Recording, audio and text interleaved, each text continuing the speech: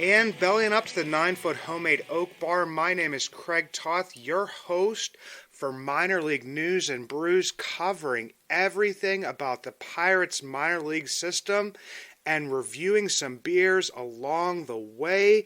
I am also the co-host of the Bucs in the Basement podcast, which comes out every Wednesday morning with my good friend Chris Lanuti, and I wanted to kind of follow up on something that we briefly talked about at the beginning of this week's episode of Bucs in the Basement. And no, I'm not talking about the Star Wars franchise or Chris's amazing new beard and how white my beard always is. I wanted to kind of close the book on the Jon Nunnally situation. It's something that is very minor league oriented, but maybe trickled up into the major leagues. Obviously, with some of the stuff surrounding how much he did or didn't help Ke'Bryan Hayes, and how actually involved he was in Ke'Bryan Hayes' swing. I went back and I looked at Ke'Bryan Hayes' numbers to begin the season in April and May. I know a lot of us remember the videos that had come out earlier in the off season with Ke'Bryan's new swing. He was doing more stuff to help strengthen his back, his upper body, his torque, and all this other stuff. So we were kind of hoping that he would come out of the gate hot with this new development, but he did not. In April and May, through 220 plate appearances, he slashed 221, 273, 348 with 2 home runs and a 65 WRC plus. At that point in time, he had a toe tap introduced to his approach at the plate, and that was credited to Andy Haynes at the time. Chris and I talked about it. I know Andy Haynes gets a lot of hate, but doesn't get much praise, but we did shower him with a little bit of praise during that time for instituting the toe tap for Ke'Bryan Hayes' approach. In the 83 plate appearances in June, he slashed 337, got on base at a 337 clip, a 518 slugging, 3 home runs, and a 128 WRC plus. And if you notice, I kind of chuckled there a little bit because the batting average and the on-base percentage was exactly the same, because in those 83 plate appearances, Ke'Bryan Hayes did not have a single walk. But as we all know, Ke'Bryan's back started acting up at that point in time, was out for a decent chunk there, and he also, it was all of July, came back into August, and this is when, the story came out by Jason Mackey. We had Jason Mackey on. At the time, there was nobody that really said no, there was definitely, some involvement with Jon Nunnally, and now we really don't know how much that is.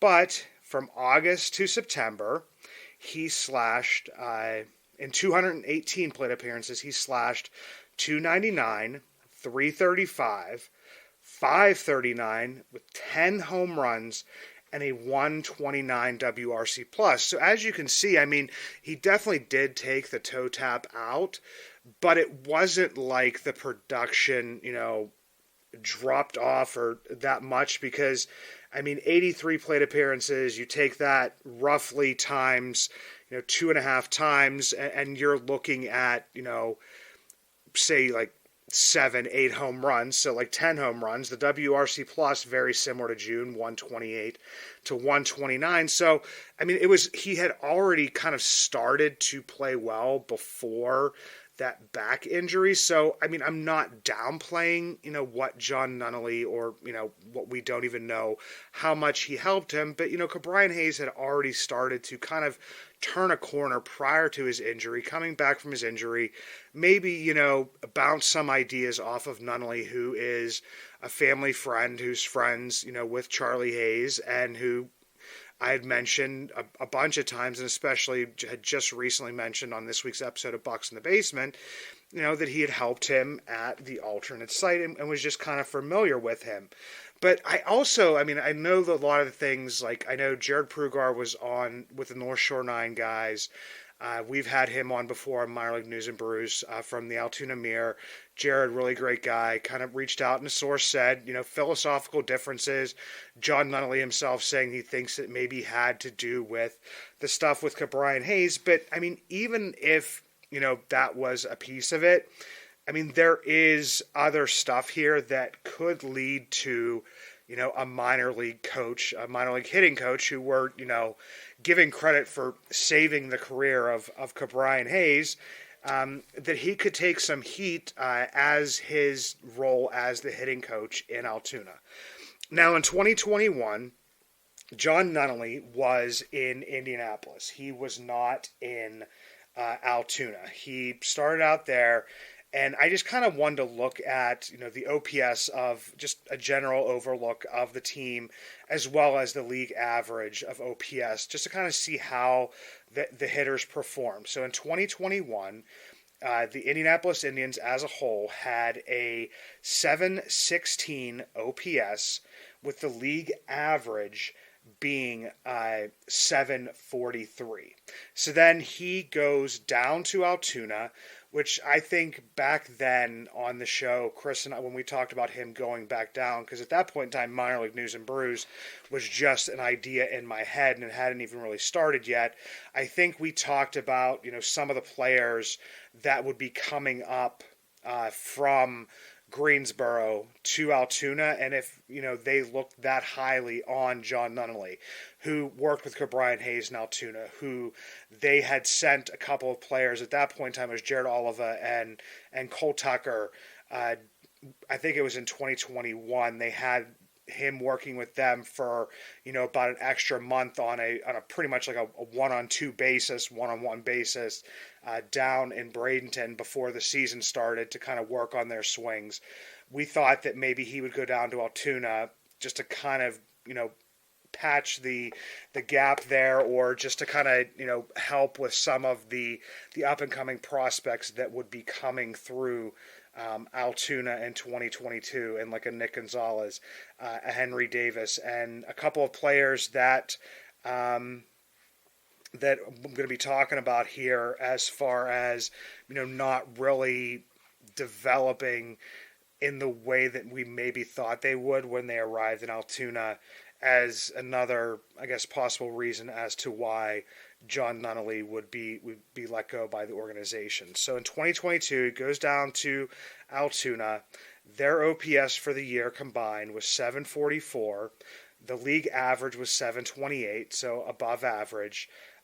This past year in Altoona, though, a 689 OPS, and the league average was 721. And I think they ranked, it was like 11 out of 12 teams in the Eastern League. And I know some people have said, well, they didn't have the same type of hitters that they had in previous years. Well, two guys that they had, who they had in 2022, they also had again in 2023 in a Mr. Matthew Frazier, who in 2021 was the minor league player of the year within the Pirates organization, and then Matt Gorski, who had a breakout year in 2022. So just to look through some of their numbers as to, a possible reason as to why, Jon Nunnally may be let go, other than, the whole Ke'Bryan stuff, and not even really knowing how much that he had helped Ke'Bryan. So Matthew Frazier, breakout year in 2021. A lot of that time was spent in Greensboro, a little bit of a cup of coffee or an extended cup of coffee up in Altoona, but slashed 306, 388, 552, with 23 home runs, the majority of those coming in Greensboro. But there was a pretty good outlook on him as being a guy that would be pushing, either like a Caden Smith and Jigba or a Cal Mitchell or whatever it would be, pushing towards, being one of those players to, be in Indianapolis and pushing to get to Pittsburgh in the upcoming years. In 2022, went to see them play on opening night. Matthew Frazier hits a home run on that opening night.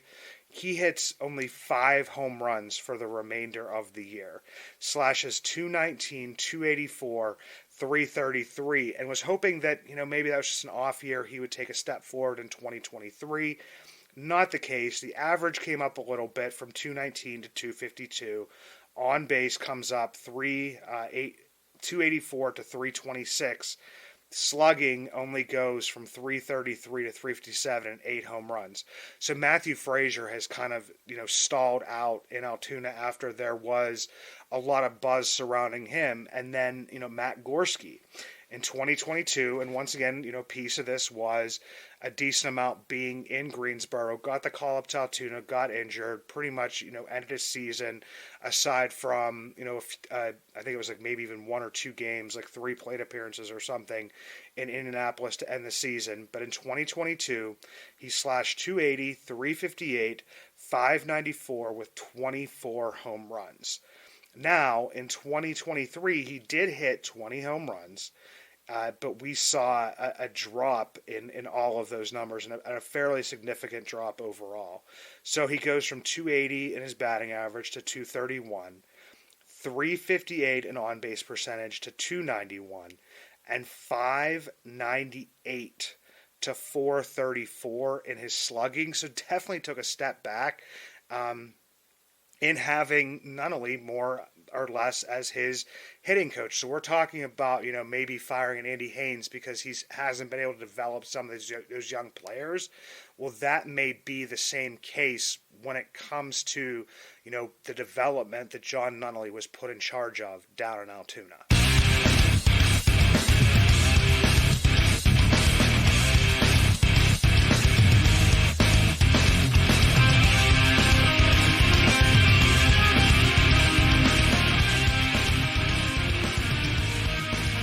Moving to something that everybody's kind of paying attention to at this point in time, and no, I'm not talking about the Major League playoffs, which, I am paying attention to myself as well, but if you're a minor league fan, you definitely are, paying attention to the Arizona Fall League. And for me, it's very cool because it's an extended season kind of for minor league baseball, so I get to see some more minor league baseball this season along with the MLB playoffs. But I think there's kind of some misconceptions as to the ultimate goals or what the Arizona Fall League is. Because I've seen comments like, disappointed in the prospect pool that is existing for the Pirates or that was selected for the Pirates at this Arizona Fall League. Not, a whole lot of top prospects. As far as the numbers go, Jack Brannigan, I believe he's number 23 on the MLB pipeline. Pirates top 30 would be their top prospect.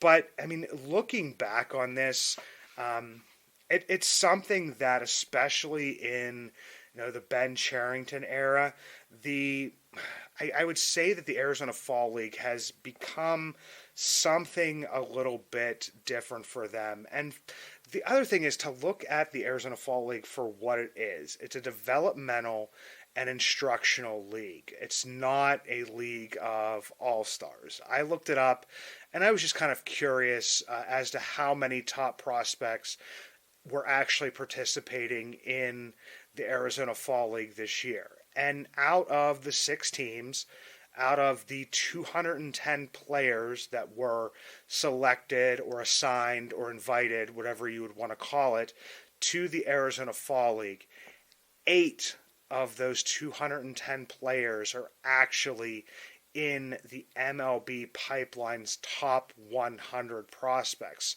And some of the teams, you send 7 players on the norm. It's usually 4 pitchers, 3 position players that you send there. One of them, it seems like one of them almost always is a catcher, because if you have your pitchers out there, you kind of want to have, one of your catchers out there as well working with them. But, looking at that you have 8 out of 210, when you work out the percentages, it's about 3.8% of the players are actually, what would be seen as top prospects within minor league baseball. And it's happened that, within the Ben Cherington era, that there have been, some bigger names. But I did go back to 2019, and that was prior to Ben Cherington, to see how things have changed and how they've used it. In 2019, the Pirates players that were invited were Oneil Cruz, Jason DeLay, Jared Oliva, Blake Cederland, Nick Mears, Cody Ponce, and Bo Sulser. I mean, O'Neill had at that point in time, taken his step up to Altoona. Had a little bit of struggles going on there, so just wanted to see him play a little bit more. Jared Oliva had a poor first half of the season down in Altoona, had turned a page, flipped the script, whatever you want to call it, and had a really good showing for the second half. So kind of wanted to work on some of that stuff to see if it would continue. Cody Ponce, pretty newly acquired, wanted to see what you had in him.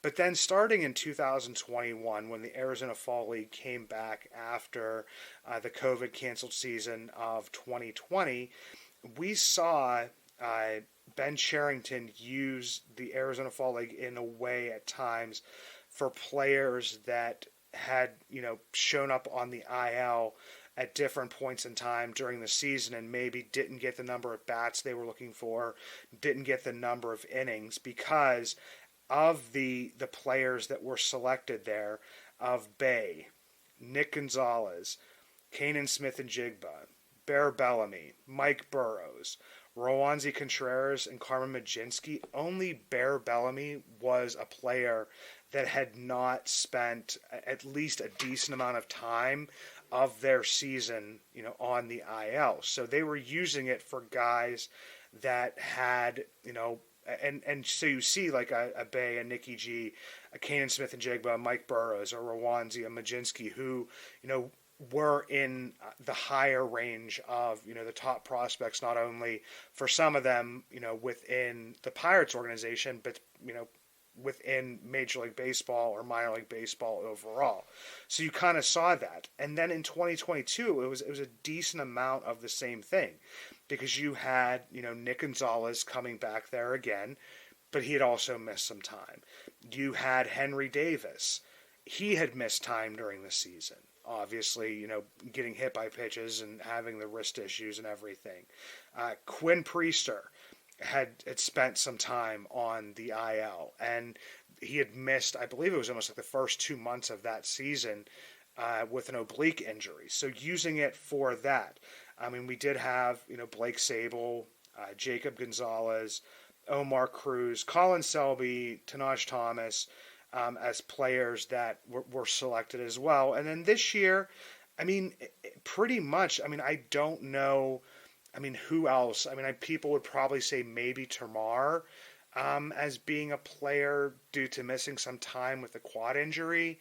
But maybe with, the bump up from Bradenton and to Greensboro and, the advanced approach of the plate that he had shown, especially with, the walk percentage, which we had talked about in a previous episode, being north of 20 in the walk percentage category, that's, maybe they saw enough, and maybe he would be a guy that would be, a possible candidate for the Arizona Fall League next season. But the people they select, there is one that there's actually two that kind of fall along the injury categories.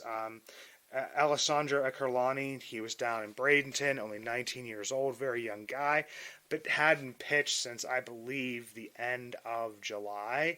So to get him some more innings, Carter Binns, there's your catcher.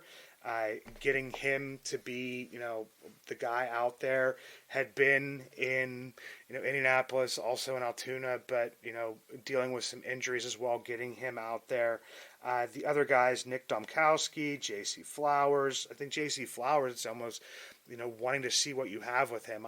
He was a guy that prior to this season I had a more positive outlook for him. Didn't really have that great of a year.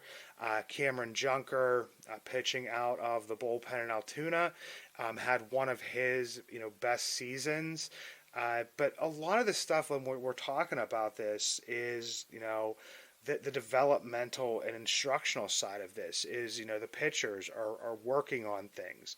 The batters may be looking to continue to do what they did towards the end of the season to try to, keep that development path going, used for injuries to just get the number of at-bats they would want to get. But this is like a league where like pitchers may be like trying out new and different pitches and stuff that can affect, the numbers, like the overall numbers. And that's where for me, like I can get excited for players that are selected to the Arizona Fall League. I'm excited for Cameron Junker, excited for Jace Bowen, excited, kind of to see what you have with Jack Brannigan. But the other thing is that I can't really get excited if they do well, and I can't really get disappointed, or I can't be disappointed if they don't perform well, especially with what I just talked about of, they may be trying out some different stuff because it is an instructional and a developmental league. It could be a guy who, has been injured at different points during the season. So it may be just a way to make sure that they're seeing more pitches, that, they get to a standard or a level that was established by the team prior to the season. And I think this shows up at times as far as the OP. I always look on this one. I'm looking at OPS and I'm looking at WHIP. And like I said, it's another thing. It's kind of hard to get excited about a player or just too disappointed when you're basically going to see maybe like a maximum of 100 plate appearances from a player, which is an extremely small sample size. I mean, I think it's one of those levels of sample sizes that Ben Cherington and John Baker and the like look for from a player is like right around that 100. And then as a pitcher, you're maybe at max going to see like 25, 26 innings out of a pitcher. So extremely small sample sizes. But looking at the history of the AFL, Arizona Fall League, for the years that I looked at the Pirates players from 2019 to 2022, because I mean these numbers are so small right now. Because I think when you're listening to this, I mean they may be like 5 games into the 30 game season, so it's not going to be a big sample size. But in 2019, the OPS was 764 for the league. In 2021, it was 786, and in 2022, it was 771. So all what would be seen as like an over or above league average OPS, even in those years. And during that time, we've seen, it become more of, I would say, a hitter-friendly type league. Even in like 2019, the WHIP for all of the pitchers combined in the league, it was 1.304. So as Chris and I talked during the season, that's like you're looking at like the comps of like a number 3, 4, or 5 starter on a competitive ball club overall. Well, in 2021 it went the whole way up to 1.628, which wouldn't be even for a guy that would be in like even a starting rotation. And then the average in 2022 across the board was 1.563. So I mean, it's hard to, like I said, that's why it's like kind of hard to get excited or to get disappointed if the guy doesn't perform well. It's almost like even in like spring training. I mean, you want to see your pitchers come out and perform well, but I mean, even in that, you don't know what the player's working on. Is it like, okay, we want to see, how your curveball showed out this season. We want to see, what your changeup looked like that we asked you to work on. Hey, it looks like you were starting to develop a slider towards the end of the season. Like, why don't we try to hone that in, and we're going to throw it more often than not, and we're going to see, how it works and how that could be, different. And as far as like going on the lines of like the instructional and the developmental league, Christopher Clegg put a tweet out there, and I just kind of wanted to mention this, is that, and he is from Dynasty Dugout. He does the Tool Shed podcast, a great follow. And I know it's a lot of, for like fantasy type baseball stuff, but a lot of times like fantasy and especially dynasty type stuff, it kind of, mirrors like development. So it can have some good information as well. So Chris Clegg, a great follow out there. But it was about the rules that are being experimented within the Arizona Fall League. The pitch clock, 15 seconds with bases empty, and 18 seconds with runners on. The running lane from home to first, runners won't need to be in foul territory, just in the dirt path, because we've seen some like types of interference calls, whether from the home plate umpire called against us, called for us, at times, but it seemed like more against us, and just kind of like saying like, is it actually interference just based on where a player's at, or did they really get in the way? Blocking bases. This is something that I believe it was Andrew McCutcheon tweeted about after, I think it was maybe a Leo Peguero slide, where I guess it would have been like the left foot of the shortstop second baseman was kind of blocking the runner's path to the base. What's blocking bases? Defenders must provide a runner a lane to the base. ABS, big thing right here, will be used, but zone will be based on player-specific stance rather than height, so it's not putting it, just into a system and saying every single person who is 5'10" gets the same strike zone, even though this guy may crouch and this guy may stand up more. It's going to be based on, their stance, which is kind of cool to look at. And this is something that I noticed the Pirates doing this last rule, and it's running through second. Runners will be called out if they run through second on force plays without intending to advance to third. And I think we saw that as like kind of like one of those.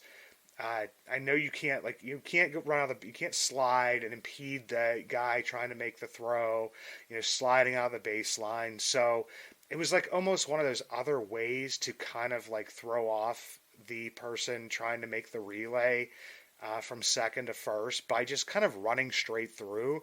I think at one point in time, I think it was maybe Jack Sawinski or something, maybe got a ball like kind of bounced off of his head. So this is like saying, okay, it's almost another safety measure, another type of thing that's like, okay, this was a rule that you're trying to circumvent, and so we're going to try out this new rule to kind of take away the loophole that you're using to try to fix that. So, but anybody who's watching the Arizona Fall League, please enjoy it.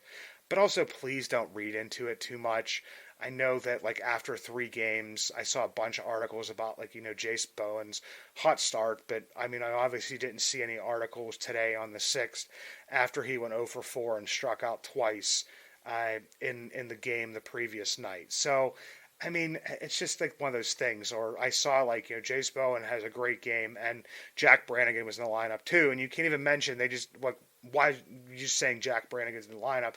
Well, Jack Brannigan went 0 for 4 with 3 strikeouts, and they're trying to just kind of play up almost the positive types of things. And I don't think in this case you have to either be overtly positive or overtly negative about anything. You just have to kind of enjoy watching a baseball game. A pitcher of beer, a pitcher of beer, let's order another pitcher of beer.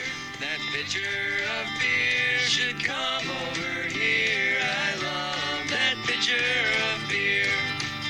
Coming back with some beer reviews and going back to more Oktoberfest, and by Oktoberfest I mean pretty much a full slate of Oktoberfests and fall beers. For the first one, and I believe I've reviewed each of these breweries before. I'm trying to think about Victory. I'd have to go back and look at my list. So I don't know if Victory is one that I've used before. I want to think that it was. But the first 3 definitely have, the breweries themselves have been reviewed, but not these beers. Elliotttville Brewing in New York, their Fall Festival Lager coming in at 5.6%. This isn't as full flavored as an Oktoberfest. Like you said, it's more of a Fall Festival Lager, 5.6%. Give this one a 425, knocks it down to 375 with the weighted based on batting average. For the Great Lakes Oktoberfest, and like I said, people, if people are spelling Oktoberfest, got to spell it with a K. All these guys are doing it right. Great Lakes Oktoberfest, the 6.5%, a little bit heavier. The more traditional Oktoberfest, 6.5%. Give that one a 450. Bring it down to 400.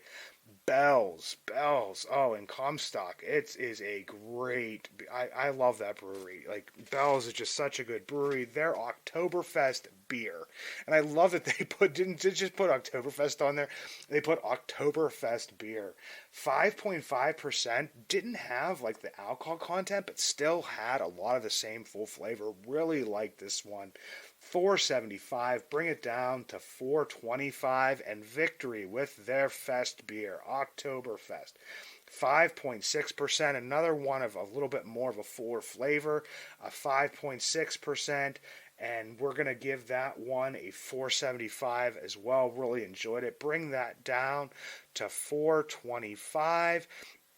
Hopefully in these next upcoming weeks, I know I've been wanting to do the recaps of each minor league level season. Haven't been able to work that out with some of the people I wanted to bring on. That's my fault. The scheduling has been kind of crazy here with fall baseball wrapping up. A lot of stuff going on. So hopefully I can bring that to you guys in the upcoming weeks.